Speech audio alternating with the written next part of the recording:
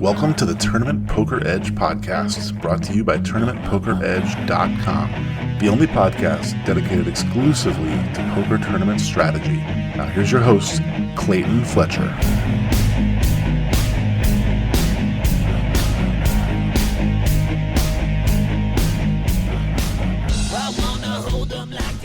Hello once again, everybody, and welcome to the Tournament Poker Edge podcast. I'm your host, Clayton Fletcher, here in New York City, still on lockdown, still trying to figure out a way to make it across the river to start playing in some of those juicy WSOP.com home games. I did have a chance to play a little bit on America's Card Room the other night. I know that many of you have mixed feelings about ACR, but for those of us that live outside of the three magical states where online poker is actually regulated here in America, we don't have many options. So I have been playing a little bit on ACR. And one really fun thing that happened, as we mentioned last week on the podcast, we had a TPE 10 Year Anniversary tournament. So it was $1.65 to play. And for your privilege of spending $1.65, you could play against some of the toughest poker players in the world. It was a really, really tough tournament. And we actually have as a guest this week the winner of that tournament, which was awesome. It was the 10-year anniversary of the beginning of Tournament Poker Edge just last week. And with the field of, I think it was about 60 or 70 players. And our winner was Dylan Thomassie. Dylan, welcome to the program. Thank you. Thanks for having me. And congrats on the big win. I know that the money that you got from winning that tournament is not worth how hard it was to win, because that was a pretty tough game, wasn't it?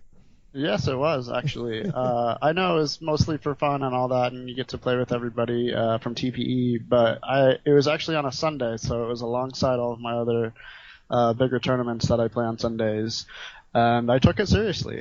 I played, my normal game and, did what I had to do to win. And I got lucky here and there, like, it happens in tournaments. But, I didn't play, like, any differently than I would have in another, like $200 tournament. So. Yeah, for sure. We had lots of members. Dylan here is actually a TPE pro.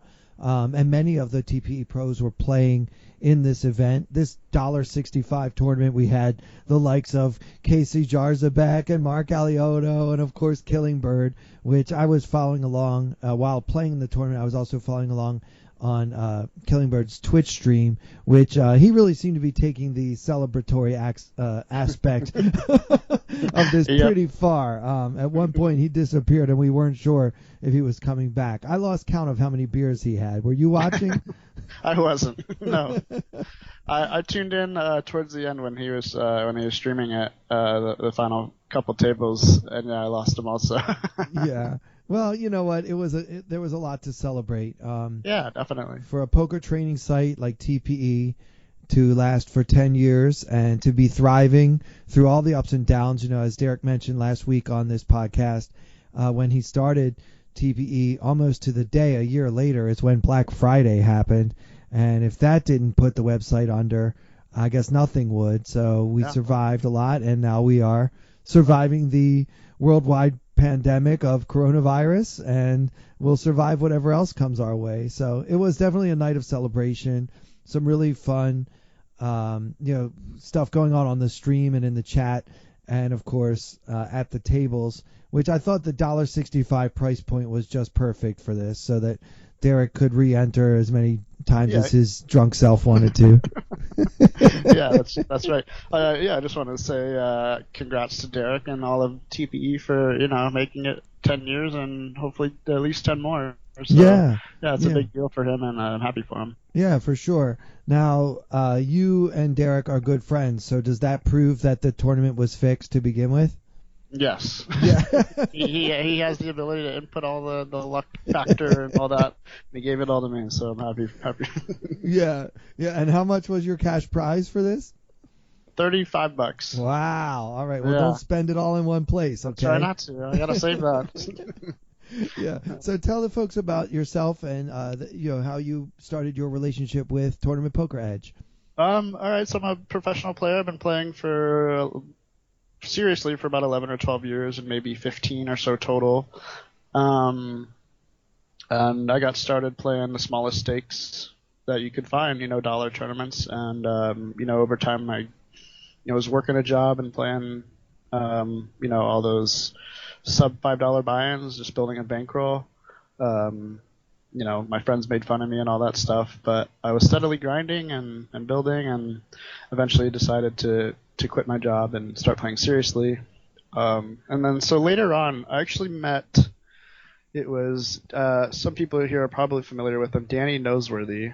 Sure, Have you met Danny him? N. Yeah, we know Yes, Danny. yep. Yeah. He's from Canada, and I think we had just been friends online, and we finally met in real life one summer out here in Vegas, and then he introduced me to Mark and I think Casey and Derek, and so they were all obviously on TPE already, and so we became like good friends, and then it kind of just became I think they had eventually asked me to join the site for them as a pro, and of course I said yes. And I think ever since then I've only made like a few videos. Hopefully I can get back into it. Just been grinding more so than making any kind of content. But yeah. So I actually have a video coming out. Just got the text from Diego. He said May 8th will be part 1. So that video will be. It should be a really good one. I'm looking forward to it. Is it all about how to win a $1.65 tournament against some of the toughest pros? I think so. I think you're going to probably apply some of those concepts to $1.65 tournaments and end up winning. Terrific. But yeah, that's so great. Yeah. it was kind of cool. Danny had always been a really good friend of mine. I don't know how much he grinds these days. We kind of lost touch just a little bit because he had a kid, and he was coming out to Vegas every summer, and we were always hanging out. So, but he stopped doing that. So yeah. So you have a top 100. He was always a really good. You have a top 100 finish in the World Series of Poker back in 2016. Yeah. And I know that was probably your biggest live score to date. Yes. And I was just thinking, for a guy who started off playing $1 tournaments online and built his bankroll slowly and gradually to eventually play the 10K main event and finish in the top 100 and win like over $80,000, that must have been quite a thrill, and slow and steady won the race. Yeah. Yeah, that's pretty much like the dream, right? Like you grind, hours, like days, months, years to be able to play a tournament like that. And I'm fortunate enough to be able to do that every year now. But yeah, that tournament was one of the most insane tournaments I've ever played. Just being around the cameras, like some of the toughest pros, grinding 12 hours a day for, I still can't remember if it was day 5 or day 6 that I made, but either way, it was still just like grueling. Like you don't really think about it in the moment. It's kind of just like your adrenaline is just keeping you going. But yeah, once I would say probably if you got what did you get, 76th or 79th? 79th. Yeah, so that was probably like end of day 5, I would guess. It was I busted the beginning of one of the days. So that must have been day 6 then, yeah. Yeah. But yeah, I remember just finally being done. I busted the tournament pretty early on day 6. I don't know how much sleep I had, but I just got in my car, and walked out when I was done, and just sat in my car just for a while, just like, holy cow, like that happened. Like what, you're just kind of thinking about what could have happened if I did better, or just kind of things like that just kind of just ran through my head. But yeah, that was probably the most fun I've ever had playing a tournament, and I'll definitely never forget that. Yeah, for sure. The listeners know I've actually finished in the top 100 twice in the main event. I remember that. I remember one of the recent ones. Oh my God, it's it's something that it's almost surreal. Like I've said here on the program before, like for me it's almost like it was happening to someone else. Like I was watching a movie about a guy named Clayton that was going really deep in the main event and had a shot at $10 million or whatever it was. Is this real? Is this real life? Yeah. Yeah, such a crazy feeling. Yeah. Just something so like unique to be a part of. Like it may not ever happen again, but hopefully it will. And yeah. gotta cherish it in the moment. Sure. So you're living in Vegas now, and I'm sure Yeah. everything's fully shut down out there. What's it like out there in Vegas these days? Well, so like before all this happened, I was, Vegas was they'd have like a ton of live tournaments going on, especially like before I said, like, probably like the last 3 months or so of 2019 and the beginning of this year, there was a ton of live tournaments. Venetian had some stuff.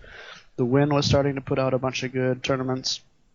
And then the circuit came around, I think 2 or 3 times.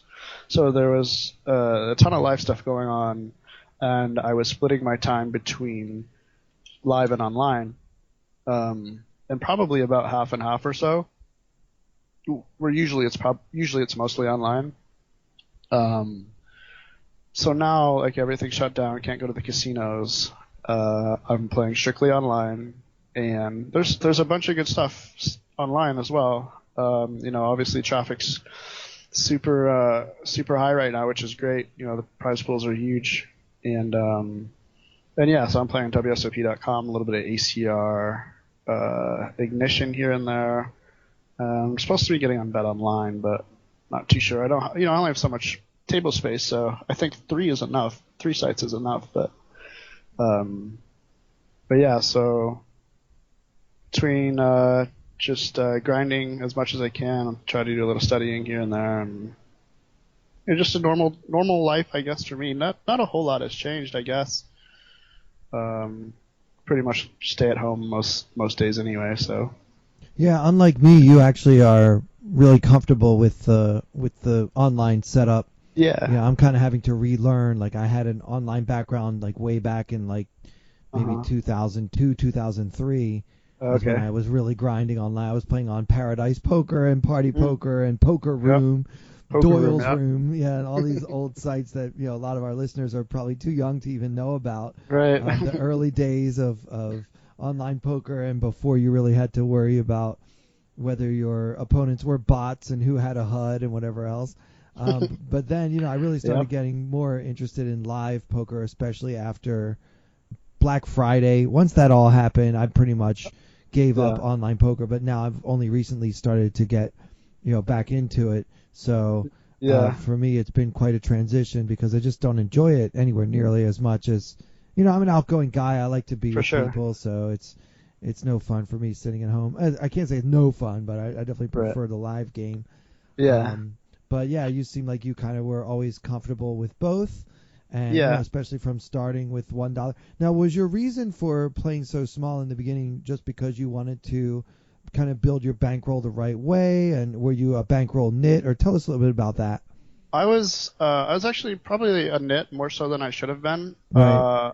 I don't remember if I gave myself a certain bankroll to start with or anything like that. But I mean, I didn't have like a ton of money. I was working a job. I was going to school. And I just had always been the kind of person to save my money and just not spend recklessly or anything like that. So I'd always read up on bankroll management. That was one thing that I knew was super important if you wanted to make it in poker was managing your bankroll. And I knew I had to have a certain number of buy-ins to play a certain level at a certain stake. So if I was playing dollar tournaments, I probably had like a few $100. And as the results were coming in, I continued I continued to have that many buy-ins at that level. So if I wanted 200, that's what I would keep. So if I moved to $5 tournaments, I had 1,000. And then just kept going up as my bankroll increased. And I took some shots here and there. Yeah.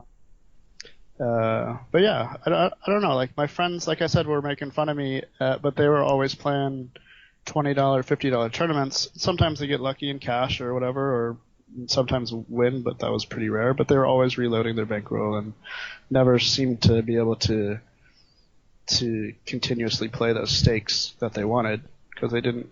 You can't really sustain that unless you have a bunch of disposable money to to throw away at tournaments. Yeah. Now, if you have another income, you can take more shots. You know what I mean? Like for me, like I normally in my normal life, I have my comedy career and some writing things that I do, and I do some teaching. So like I have other sources of revenue. So I could maybe take a shot. Like if I had $1,000 online, I can guarantee I would be playing higher than $5 tournaments. But I'm also thinking like about probably a lot of people listening to this that are thinking, wow, he had so many buy-ins. That seems crazy. But you got to remember, like this is a guy that was, he wasn't wealthy to begin with, and he didn't want to ever have to reload.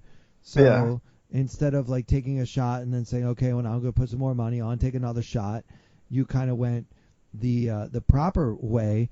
Like kind of the mathematicians would call it risk of ruin, right? So it's the chance that you're going to be out of action. And in your case, especially in the beginning when you didn't have a lot of money and you were a student and you're working a job, but it doesn't sound like it was a very high paying job.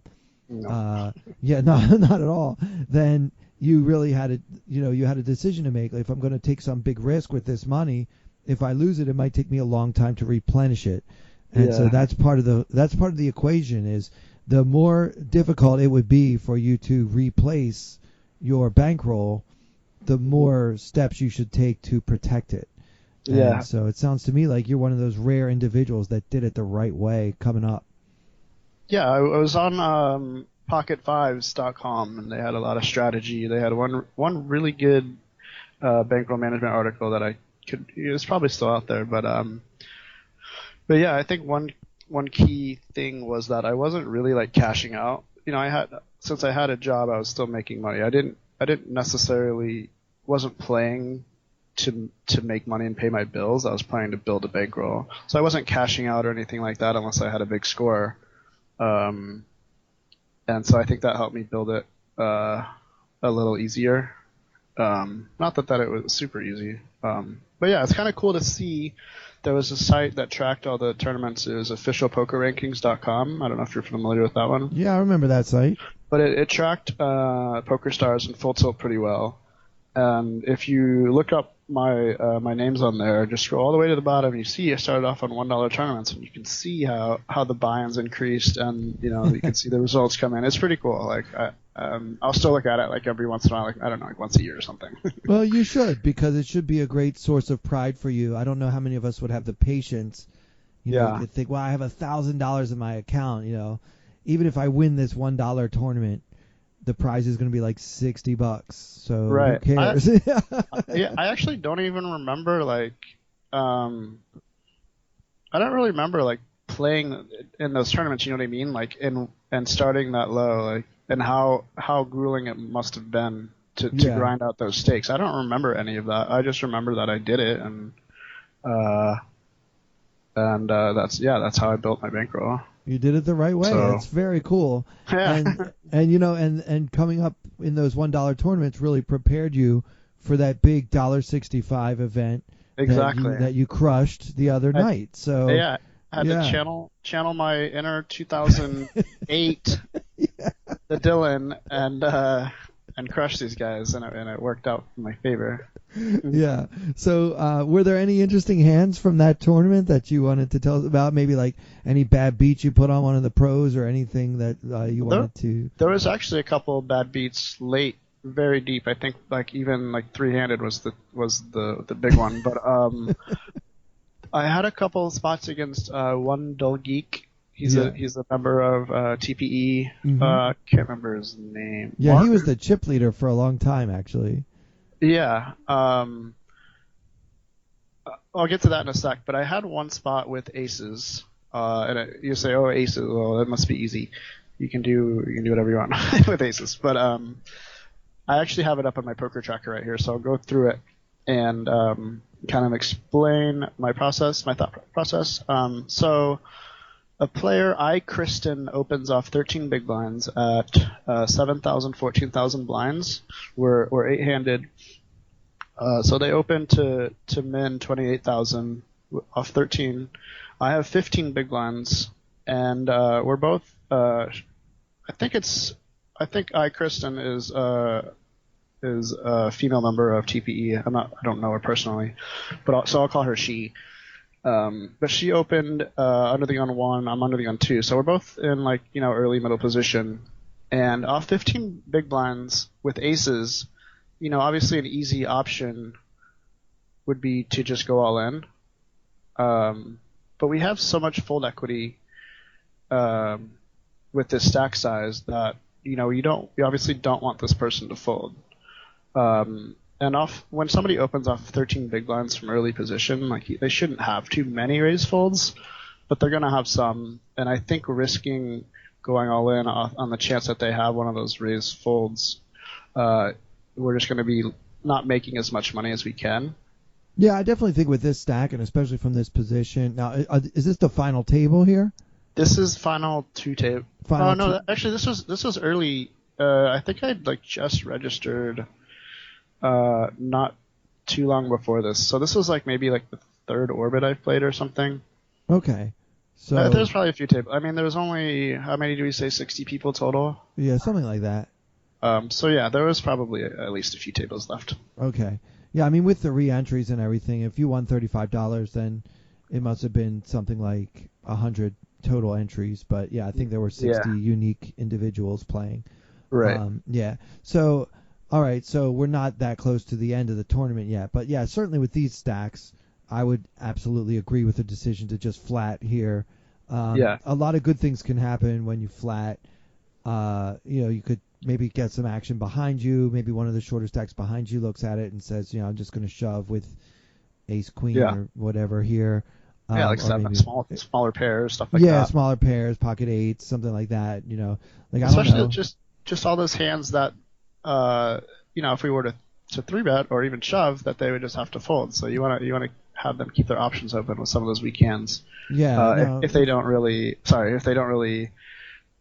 expect you to be flatting aces here. Sure. And if you have, a much bigger stack, then you're taking a big chance by just flatting with aces, and it's a lot more debatable. But I think with these stacks, with Kristen only having 13 bigs and you having 15, I'm a huge fan of just calling here. Now, what could happen is 4 more people call behind us, and that's kind of the worst case scenario, because then we just have to be really careful about not going broke with one pair. But the problem is our SPR is going to be super low. Our stack to pot ratio, if we get that much action, it's going to be hard to fold. Like if it comes, say, 10-7 deuce, you're probably good. So you're probably just going to go broke when somebody behind you gets lucky and flops a set, and you're giving a lot of people a chance to do that. Yeah, I was fortunate enough that in this tournament, it kind of played like a turbo. So even though we were only I think I ended up late regging. There was a small issue with this kind of funny. There's an issue getting the tournament set up, right. And there was two TPs. I know a few more. I was playing the first one and we were 3-handed. Oh no! And it had only ended up getting 10, less than 10 people probably. And so I had max late regged the right one. I don't know what happened there, by the way, but I'm just going to go ahead and blame Derek. Yeah, I think he was probably at fault for sure. Yeah. So anyway, so this tournament was actually moving fast already, and I was fortunate enough in this spot that it's not the same. If I was 30 minutes to an hour into a normal tournament, stacks would be pretty deep.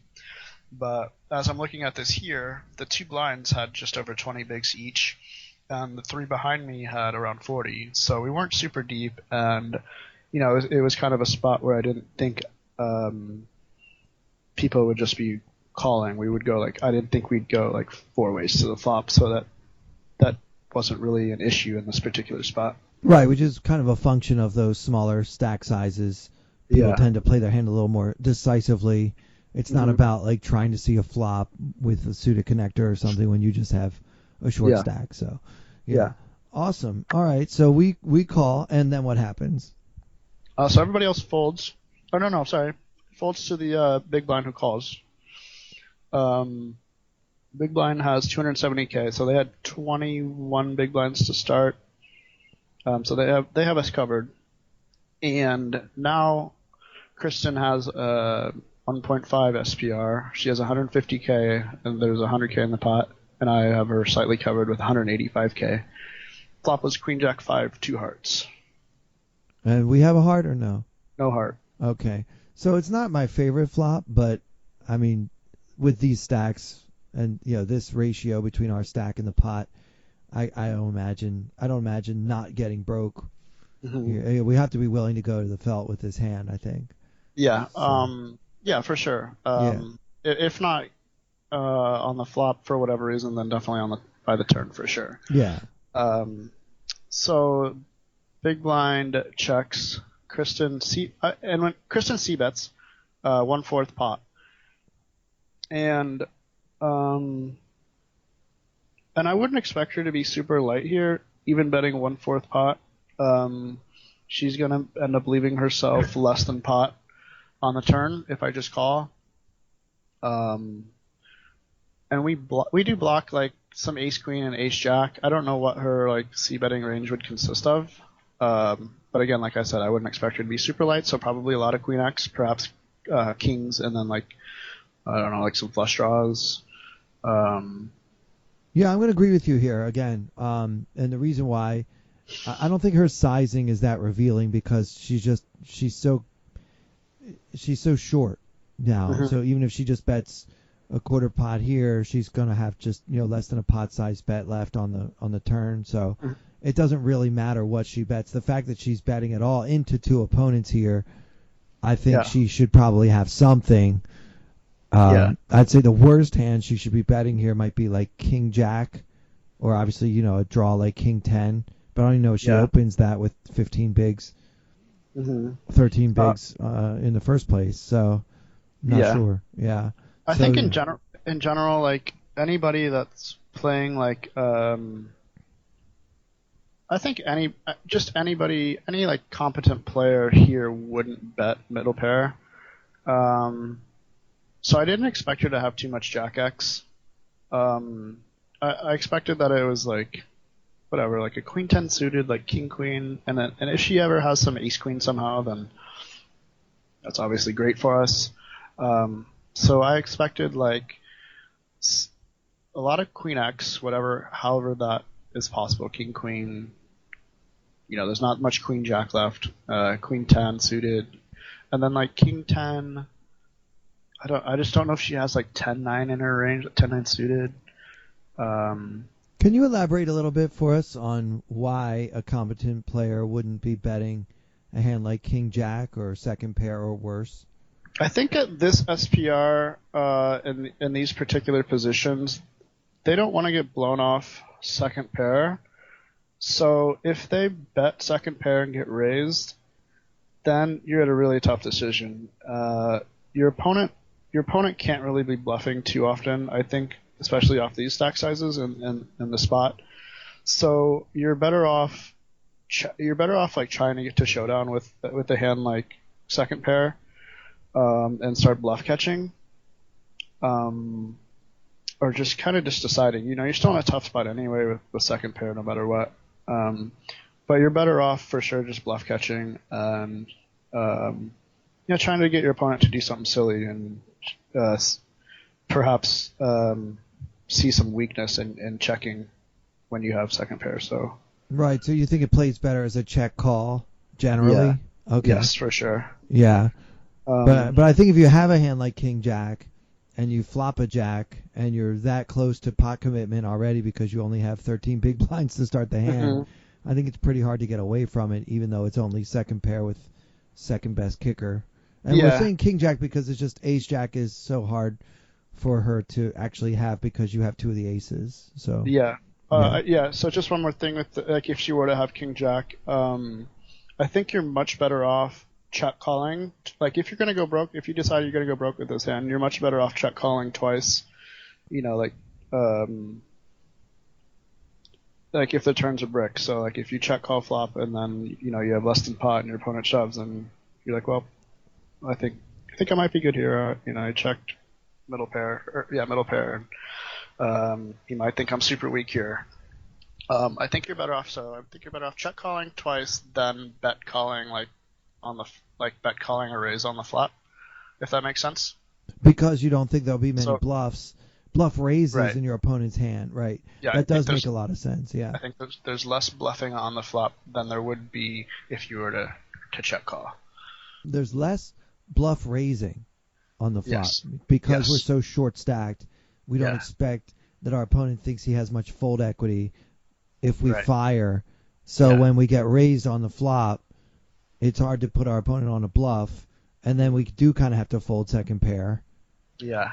That's interesting. So even though it kind of defines your hand, it could just cost you more money, I guess. But It's still a tricky spot no matter what. yeah. Like I said, you kind of just have to, just reevaluate. I think on the turn, if you're check calling, like if you already decided I'm already going with this hand, then it might not matter. But All right. yeah, I think it's a slightly better option.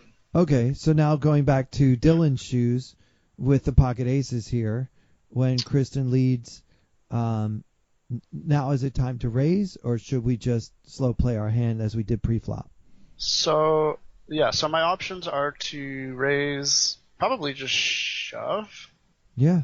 I don't think anything else. I don't think raising would be much different. Raising small might look a little stronger. I'm not sure. So shove or call, and I decided with one player behind me to just call, and just not fold on any turn. I think heart would have been scary, queen would have been scary, but I don't know. Queen would have probably been the toughest card to call, but it would be if a queen falls on the turn, maybe I messed up, maybe not, but that would be pretty unlucky, I think, anyway. But I think I just want to call with somebody behind, and if she has some sort of bluffs, then to just let her shove on the turn. Yeah, the problem with the queen coming is your opponent could still have pocket kings, and so yeah, I guess that would kind of kill action. Yeah, so if a queen comes and she bets again, though, right? I still don't think we can fold our aces because it just you can't be that sure for these stacks. You can't be that sure that the queen killed you, but that's definitely the card we're rooting against when we flat call the flop. Yeah, I guess even a king wouldn't have been super great either, but I was willing to take my chances with just calling here. Because, like I said, I think she's going to be on the top of her range most of the time. Sure. So I was taking a slight risk with just calling, but I think with a player behind, it's probably better. Maybe he decides to spaz with the worst top pair, or if he has a flush draw or a straight draw or something, that's fine. I'm happy to get it in here. Yeah, we're really only worried about Queen Jack.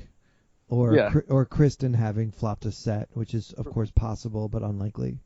Yeah, so, I think she would play. I think she would choose the same sizing as well. So yeah, it kind of didn't matter. I flatted aces and we're not going to fold them. No you don't flat aces off 15 bigs to try to find a fold, a hero fold in a $1 tournament. It was more of like trying to assign her a range and narrow it down. But yeah, I think so. Once we get to this point, we're either setting her up to let her shove on the turn or letting her check call off on the turn. Sure. I just called. And the big blind folded? Big blind folded. Okay, so we're heads up with Kristen, and we have no chips left. Yeah, so now she has 125k into 150. Right. Turn was a 4 of clubs. Okay, great card. Yeah. And she shoves, so we have to call. Snap call. Yeah. Yep. And she had king queen. Okay, that was one of the hands we thought she might have, and you correctly kind of ascertained that when she bets the flop into two opponents, one of whom who called on her immediate left, which to me that's always a sign of strength. Like if a competent player calls my raise from early position and he's in my immediate left, like that's usually like, well, that's probably not somebody screwing around. Right there, right? That's not like ace-6 of diamonds, right? Ever. Yeah. Also, it's kind of interesting because I think she can choose this hand also as a check call with king queen, and it goes along with the same theory of just having like middle pair. Like I think it'll play just as well as a check call, I think it'll be pretty hard to get called twice by worse. When you bet shove in her spot. I'm not saying she played it wrong or anything like that, but I think it would also function pretty well as a check call. Yeah, I mean, sure, So you could have some. I mean, there aren't that many, but you could have some kind of flush draw, like maybe I don't know, Yeah. ace 10 of hearts. Would you have? Yeah, I guess that might be a hand you might have in your calling range. Yeah, I would first. Yeah, I'd probably call that sometimes and shove sometimes. But yeah, I picked this hand because I think a lot of people are a little maybe hesitant to just flatten the spot. They just want to shove. They maybe think that this person is always raise calling pre-flop, or they just don't know any other way to play like aces in the spot. And I think it kind of just shows that, like, if I were to shove, they would have folded. So we don't want that, especially when we have aces. I would rather choose like like a middle pair or like an ace jack offsuit to shove here. But yeah, I think this one worked out really well in our favor, and I think it's if you're not already doing this, if you don't already have this play in your arsenal, then I think it's definitely good to start incorporating it. Yeah, so that's a good hand. So you end up basically getting the full double. You know, if you include the big blind that came along, then you basically doubled your stack on this hand. And it was that kind of it wasn't that long after you bought in. So now this is what kind of gave you one of the chip leads. This was a little earlier in the tournament. It put me in the middle of the pack. I think I had lost a few small pots before that, or maybe just blinds and annies. Right. You know what? I just remembered. Covered. I'm sorry to interrupt you, Dylan, but I just remembered. I want to tell the listeners that might not have participated in the tournament. This tournament, you started with 125,000 chips. I just remembered that. So these numbers sound really big. Yeah, these numbers sound like they're really big numbers, but these are kind of like starting stack numbers here. Yeah. So it was just, I don't know. That was the tournament, the private tournament that Derek set up for TPE. He wanted to start off pretty deep for those who bought in right at the beginning. And then, of course, the turbo structure to, make it end within 4 or 5 hours. We didn't want to be playing this thing all night, right, for $1. Yeah. Yeah. Okay. But yeah, so that, I mean, like I said, I had late registered, so that put me kind of towards the top, but still like in the middle of the pack, because there had already been a lot of play that I missed out on.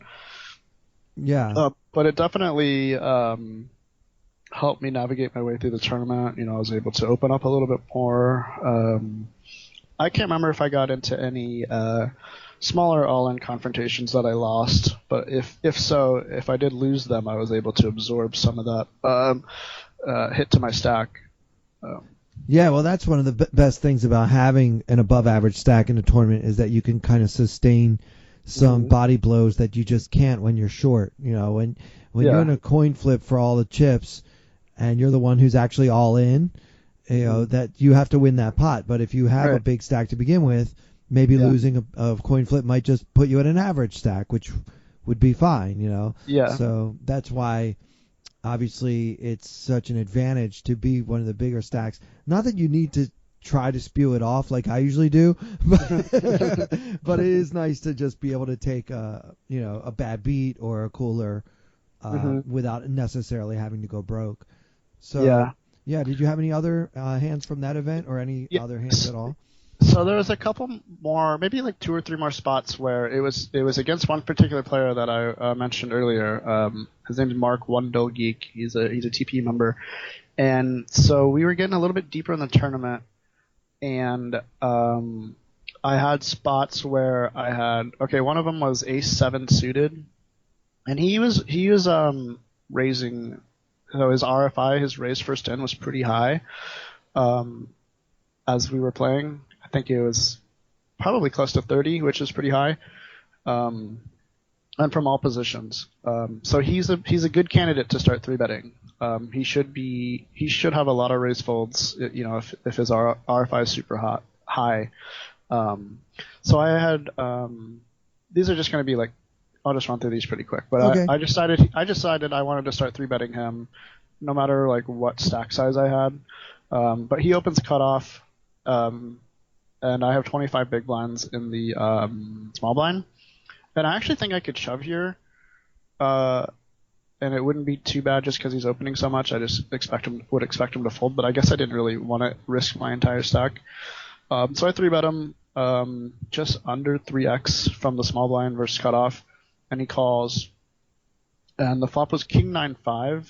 You didn't tell us what you didn't tell us what you have yet. Oh, sorry, A7 suited.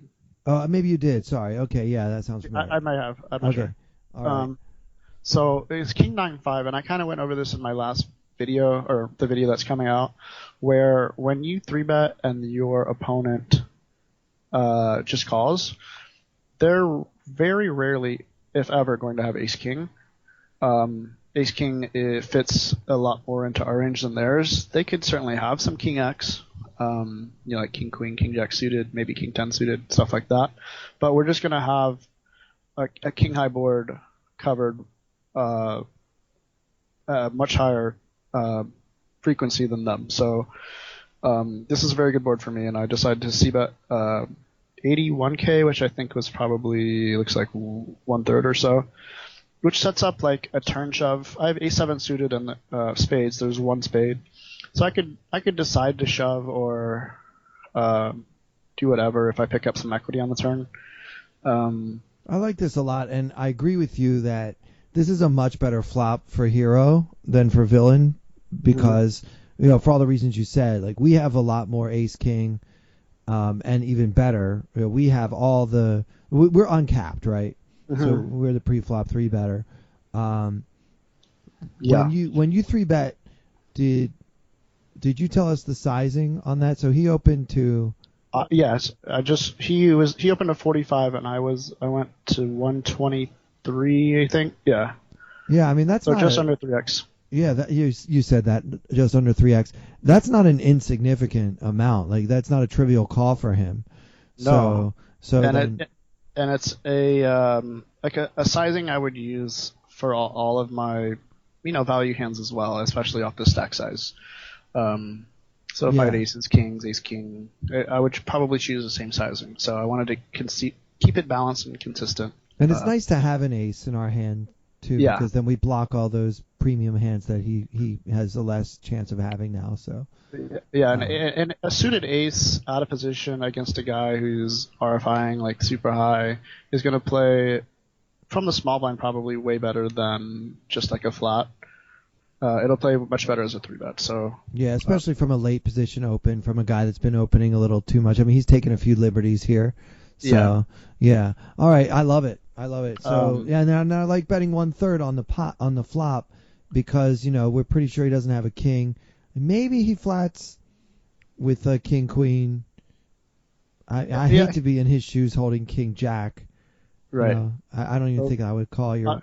He only had 30 big blinds. So yeah. if we somehow get it all in, he's at risk to have 5 big blinds if he loses. So yeah, it's a pretty significant pot for him, pretty tough spot for him. Yeah, I like it. I like the way you took the reins here and took control of the hand. Yeah. So I see bet and he called, and at this point I was kind of just done with the hand. I did say I would probably shove some of the time if I were to pick up some equity. So the turn actually gave me a gutter. It was a 6, so it was 5-9 king 6. So now I have a gut shot, and I have the option to shove here or just check and fold. And I decided to just check.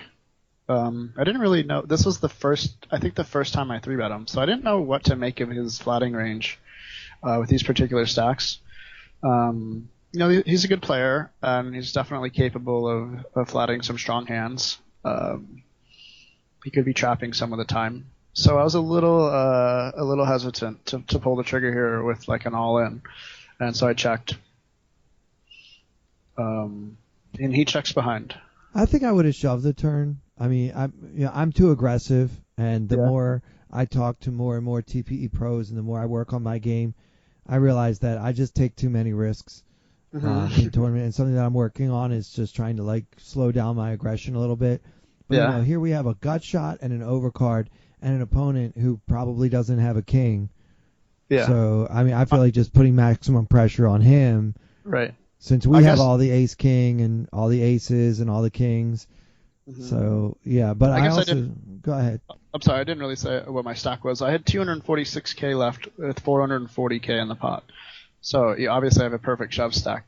But like I said, I didn't know what to make of his range. I kind of got myself into a weird spot, and this happens. Didn't really know what to do or what was best in this particular instance. Shoving would have been fine for sure. What would you have done had an ace hit the turn? I'd probably still shove. Okay, or a 7? 7, I would just check. Oh, yeah. And I don't know if I would end up trying to bluff a 7 on the river. If I think he has something like, I don't know, like maybe like a 10-9 suited or something. Like second pair, try to bluff him off of that. Yeah. Like I said, I didn't know what to make of his range, and it was just a weird spot where stacks are so shallow that, I wasn't sure where I was at. Yeah, and his call on the flop is pretty strong. Mm-hmm. Yeah. But still, yeah, that gives me a few more outs. I'm just gonna shove it in and hope he folds. No, I think I should have, and I think I may have been playing too many tables and kind of maybe didn't know where I was at this point, or like if I was being the aggressor. I kind of maybe lost my train of thought. That happens. Yes. Yeah. So yeah, we both checked. The river's a queen. So I don't know if I have pocket queens in my range. I feel like I might, or even like pocket kings or aces still. I think I could still have all those in my range at least some percent of the time.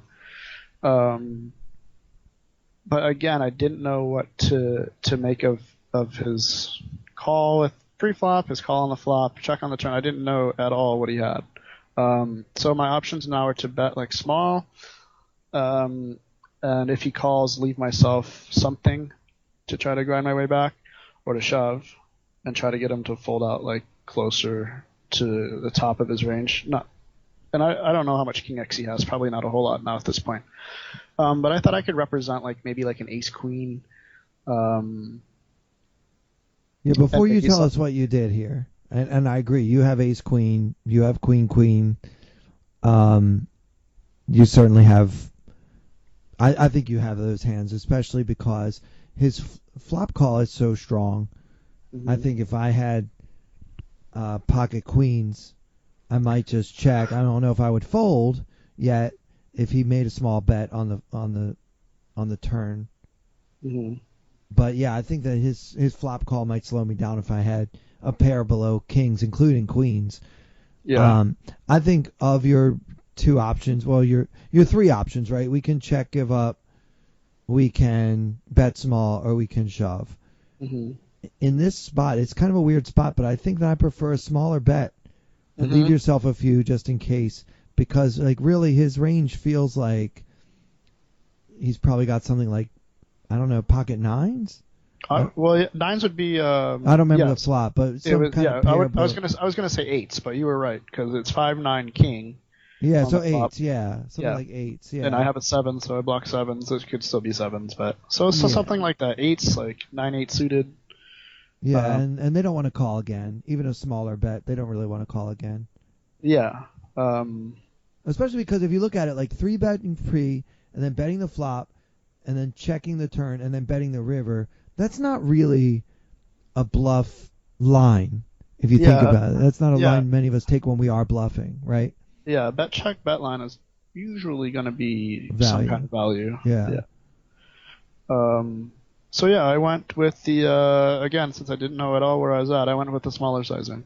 Good. And not super small, something to get them to fold, like, the 8s, the 9x. So I bet 148.5 into 440. And if I recall, this left me like just under 100K. So like it left me, looks like 5 or 6 big blinds. If I were to get called and lose. So yeah, I bet, and if I recall, he snap folded. So. Yeah, so we're making that bet and we're just like, please fold, and then he snap folded. So you're like, okay, great. Yeah. Well, that's a really well thought out hand with really excellent hand reading, because we can pretty much rule out ace king. Yeah. And because when he checks back on the turn, he definitely doesn't have a king. And because that queen is probably not hitting him too hard either, Mm-hmm. I just think this is you can't check again. Yeah, I mean, I lose if I check, so. But Yeah. I'm curious what he had. I know, I don't know if he's going to see this or not, but we played another similar spot shortly after. Very, very, very similar. Oh, good. Let's do one more. Let's hear the okay. other. Yeah, go ahead. But again, he ended up chipping up a little bit, so he was down to looks like 19 bigs or so after this hand, 18 or 19. And so he chipped back up. And now we're getting closer to the final table. Let me find it here. I had ace-9 offsuit. Here it is. Let me pull it up. So I think this is 10 left. There's 5 at my table. I'm pretty sure there's 10 left. So we're on the final table bubble. And the tensions are high. Yes. Nobody wants to bubble the final table. There's a guy sitting here with 1.5 big blinds. Yeah. So I'm at I can do whatever I want. I have the table covered. I have 2.4 million at 30,000, 60,000. One Dull Geek has 21 big blinds, 1.26 mil.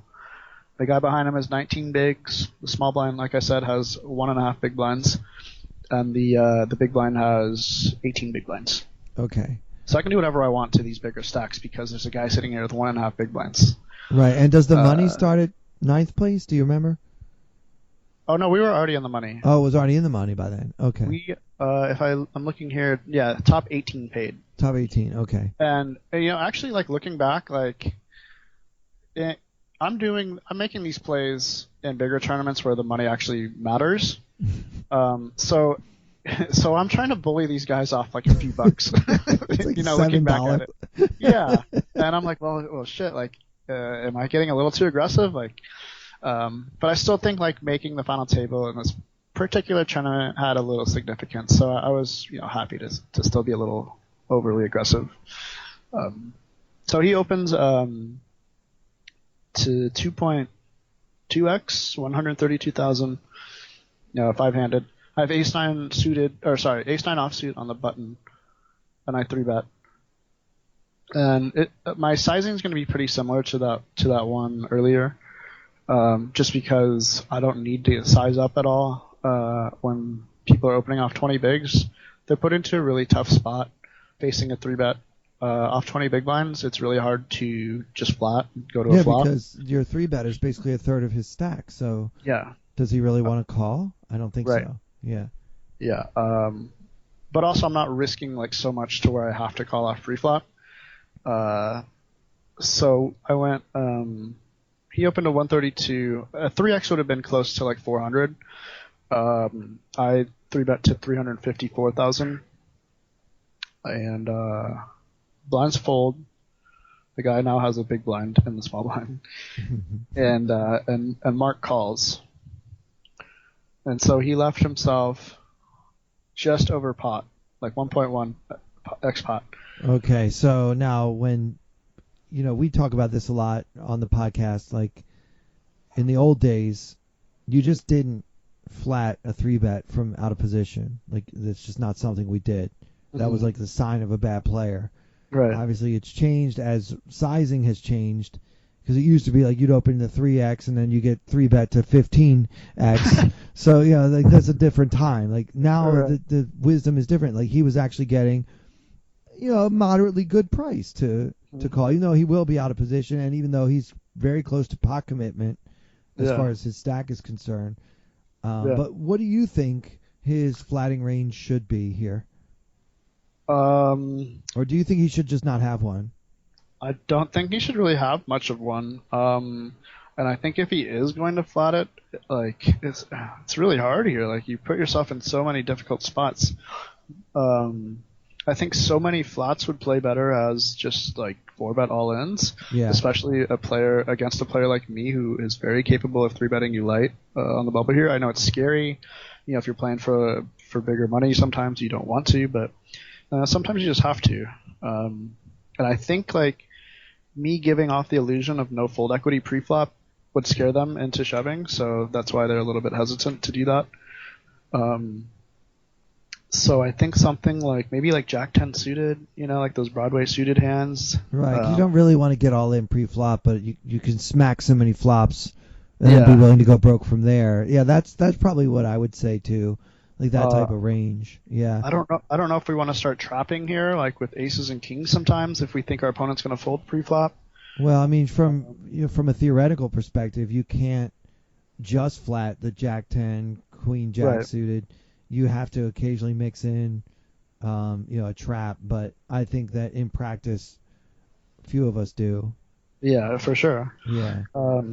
But I guess if you want to be able to flat here, then you do have to do that, like you just said. So at least some of the time. So again, I didn't really know where to put him at. I don't know if he's just flatting like way too wide off these stacks, or I didn't know. A hand like Jack 10 suited, 10-9 suited would make sense here. Yeah. I did block the 9, so maybe less of the 9x, like last time. So now since he has 1.1x pot, I'm at a really tough spot here. I didn't expect him to flat pre-flop very often. But if I bet, it's going to have to be like 1/4, which is probably what I would do with, the top of my range as well. But I didn't really want to get in a spot where he can just easily check shove versus like any sizing I choose.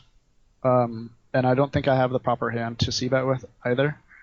I think having ace 9, I don't really block any of those like Broadway, the queen X that he could be flatting with. Like kind of like last time, like the king queen. Or I guess it would have been the hand before that. But anyway, so he has all the queen X. He has so the what is the queen, flop queen X again? suited. Queen 7-5, 2 clubs. I have the ace of clubs. Right.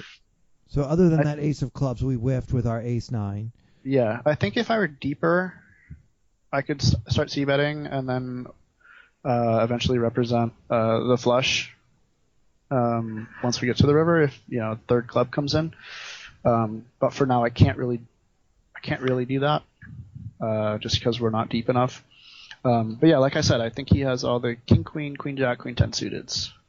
Yeah. So I don't know. Maybe this is a spot where I should be more aggressive, but my instinct is to check back. Yes. Here. I feel like I can pick up some draws on the turn, keep this pot as small as possible. But like you say, we were never expecting to get flatted here off of these stack sizes. If you do bet, he can check shove a lot, whether he has something or not, and that just puts us in so many horrible spots. Right. Just because we 3-bet, and this is something I need to learn, so I'm going to say it out loud anyway. just because we 3-bet before the flop doesn't mean we have to do a continuation bet on the flop, especially because this flop isn't one of the better flops for our hand. It kind of smacks him because you say he has a lot of queen X, queen jack, maybe even king queen suited, queen 10 suited could be there. I don't think it should, but it could be. Yeah. I think checking back here and just maybe doing a delayed continuation bet. If he checks again on 4th Street, then I think I feel more comfortable putting in like 3 bigs and seeing what happens. Right. Yeah, so I checked as well. Great. Turn was a 10. So probably an even worse card than the queen. 10 of spades. So the board is now queen 7-5, 10. 2 spades, 2 clubs. Yeah, another awful card for us. Yeah. He checks. Again, I have a decision. And again, I think this card fits his range way better than ours, or his flatting range. And I don't think I can really bet here. No, I give up. I give up right now. I'm done with this I'm done. You win the hand. You put in that 1 big blind, and I'm done. I may pay you off for 1 big blind, but put in any amount, and I'm probably just done. So, I mean, it's a give up to me at this point. So I check. River is the 8 of clubs. And so again, we always give the final board because it's hard when people are listening to a podcast. Right, so I get it. Queen 7-5, 10, 8. Yes, 3 clubs, 2 spades. Right, and we have the ace of clubs, so Ace of clubs. we have the blocker for the nut flush, for what it's worth. Yes. So he checks again. And now this time it's hard for me to represent a flush. I would have just bet called on the flop. Sure. But I know he doesn't have the flush. Right, he never or has the a flush. ace high flush. Yeah. And I can't win the hand unless I bet. Yeah, so I have there's to no choose way. a sizing. Yeah, there's no way ace 9 is good, and we can only win by betting. But the question to me still becomes, just because the only way we can win by betting, that doesn't mean we have a good chance of winning by betting. Right. It just means it's better than our chance of winning by checking, which is basically 0. Right. So I just went ahead and shoved. I know it's hard. Like I said, it's hard for me to represent a flush at this point, but he's just shown so much weakness that I didn't know what he's flatting with. The only hand that makes sense would be like King Jack, but that I already beat that hand, and he should have. I don't know if he should have shoved turn, or definitely should have bet river or something. If he just has King Jack. But yeah, I thought all in here, even though it's just pot, it's a pretty significant portion of my stack, would get the job done. And if he's trapping, then well played. Nice hand, yeah. If he's trapping, nice hand, yeah. If he, he can. I think he should still be calling with, like a Jack 10 here now. That would be second pair. But I guess I could still have potentially have jacks or maybe like ace 10 suited or whatever, ace 10 offsuit or any 10x for value, I think. You could have pocket eights as well. Maybe pocket eights, yeah. There's not going to be too many traps for me, I don't think. But yeah, again, he just showed so much weakness that I thought an all-in would work. And again, we're on the final table bubble, so he has to have a pretty strong hand here, I think, to call off. I love if the story would end with you saying, and he snap called with deuces. Right. My hand does not make any sense.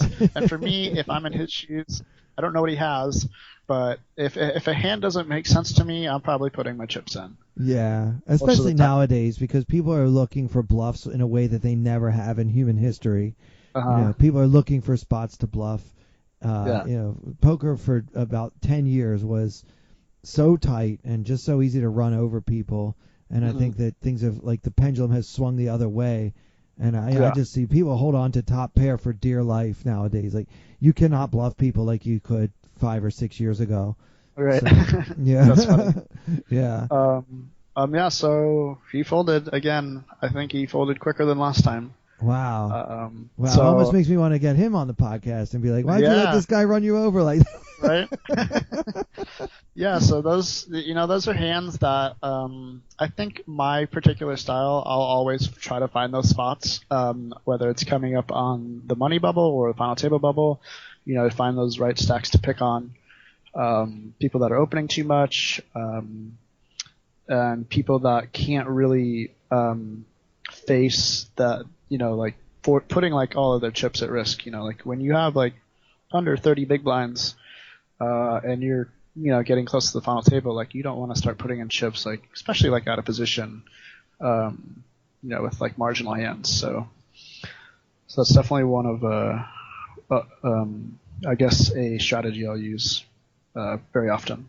Absolutely. Well, I can tell you, I can just hear from talking to you about the game, you still have a lot of love for the game after all these years in the game, and building up from those dollar tournaments you played way back in the day, to playing at the high level you are now, where you can, make all of these more sophisticated plays, and the way that you approach the game with your hand reading and everything. It's really nice to, talk to a pro that still, kind of has love for it. You don't sound at all jaded or tired of poker, and it's nice. It's nice. It's refreshing for me to talk to somebody like you that's still kind of in love with the game that I love so much. You know what I mean? Yeah. Well, thank you. It's nice to hear that as well. I appreciate that a lot.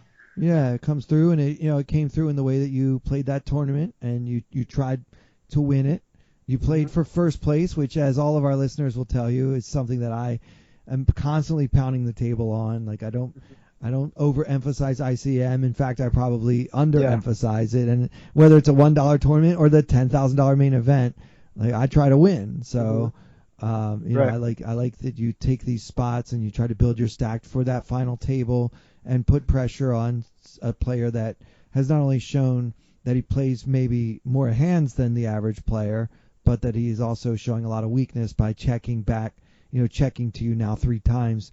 So let's just shove and see if he's got the got the marbles to Does he have enough to call? I don't know. We'll see. yeah. So, you know what I'd love to do, if you're interested, I'd love to have you back on maybe after that new series comes out that Diego mentioned. Would you be up for that? Yeah, for sure. Terrific. Yeah. Anything else you want people to know about you, like where they can find you on Twitter, or do you Twitch stream, or are you like incognito? I've been thinking about Twitch streaming for years now, and I just can't pull the trigger for whatever reason. I don't know. I think it's like just putting myself out there like that. I just don't know how I would take it. How, you know, I'm kind of a person that is kind of takes rejection a little bit too harshly on myself, I think. So if I weren't to get a big following, like probably early, that it would be just discouraging, and I wouldn't enjoy it. So I'm not streaming right now, but I'm on Twitter at TheDylan186, on the forums here and there. Okay, now hold on. If you're not comfortable with rejection, what the hell are you doing on Twitter? That's true. That's a good point. Again, I try not to put myself out there too much on Twitter, so I don't feel that rejection. But yeah, I get that for sure. And you're active in the forums on TPE? Not super active. Yeah, I wish it did have a little bit more traffic, but I'm on there here and there. I'll post. You know, if somebody has a question about a hand, I'll post sometimes if I get around to it. Very cool. Yeah, well, definitely get back with us when that new series comes out, and we can have you on to talk about it and maybe go over some other hands, not only from this $1 tournament, but maybe from some bigger ones that you've been playing. So for sure, yeah. There's so many different things that come along on that video, like just so many different hands and concepts and strategies. It's a really good video, and I'm looking forward to it and some of the feedback that comes with it. Well, I'm excited to watch it too. So. Dylan, thank you so much for being here on the podcast. Look forward to having you back on. And so for Dylan Thomassie and for everyone else here at Tournament Poker Edge, I'm Clayton Fletcher. Thank you all so much for listening.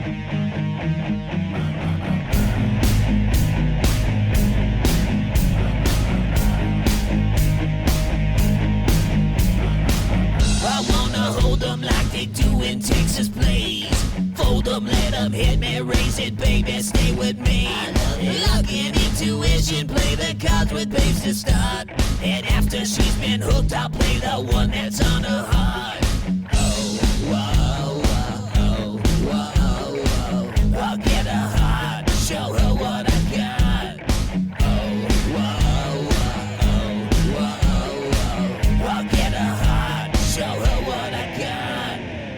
Can't read mine, no she can't read a mile. Poker face, she's got to love nobody.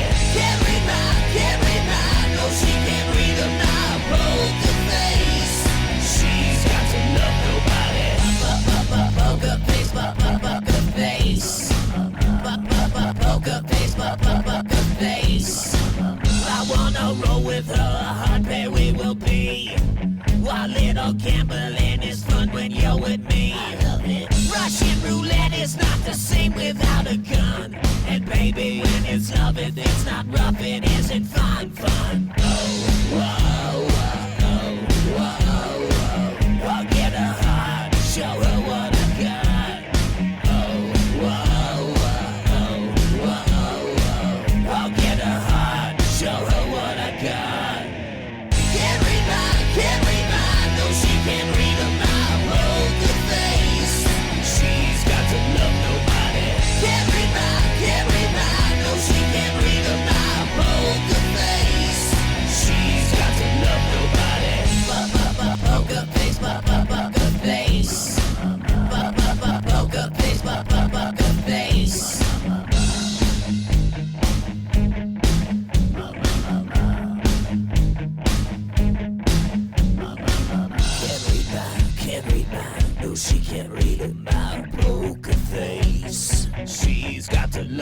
everybody. Everybody,